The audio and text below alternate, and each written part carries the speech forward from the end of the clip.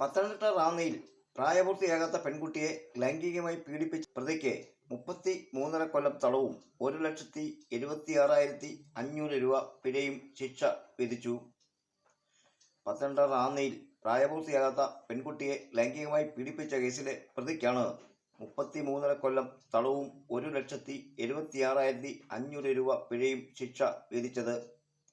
Pathanamthitta POCSO അതിവേഗ കോടതി വടശ്ശേരിക്കര ചെറുകുളഞ്ഞി സ്വദേശി പൂവത്തുംനിറയിൽ വീട്ടിൽ റിൻസൺ മാത്യു 37-നെയാണ് ശിക്ഷിച്ചത്. 2019 മാർച്ചിൽ ആയിരുന്നു കേസിന് ആസ്പദമായ സംഭവം നടന്നത്. പ്രളയത്തെ തുടർന്ന് വീടിന്റെ പുറകിൽ ഇടിഞ്ഞു വീണ മണ്ണ് മാറ്റുന്നതിനു വേണ്ടി JCBയുമായി ചെന്നതായിരുന്നു പ്രതി. ഇരയുമായി പരിചയത്തിൽ ആയതിനു ശേഷം പലതവണ കുട്ടിയെ ലൈംഗികമായി പീഡിപ്പിക്കുകയായിരുന്നു. റാന്നി പോലീസ് സ്റ്റേഷൻ ഇൻസ്പെക്ടർ ആയിരുന്ന സുരേഷ് MR FIR രജിസ്റ്റർ ചെയ്ത അന്വേഷണം നടത്തി DYSP R Jayaraj charge sheet സമർപ്പിച്ച കേസിൽ അതിവേഗ പോക്സോ കോടതി ജഡ്ജ് ശ്രീ മജിദ് ടിയുടെയാണ് വിധി. പ്രോസിക്യൂഷനു വേണ്ടി അഡ്വക്കേറ്റ് റോഷൻ തോമസ് ഹാജരായി.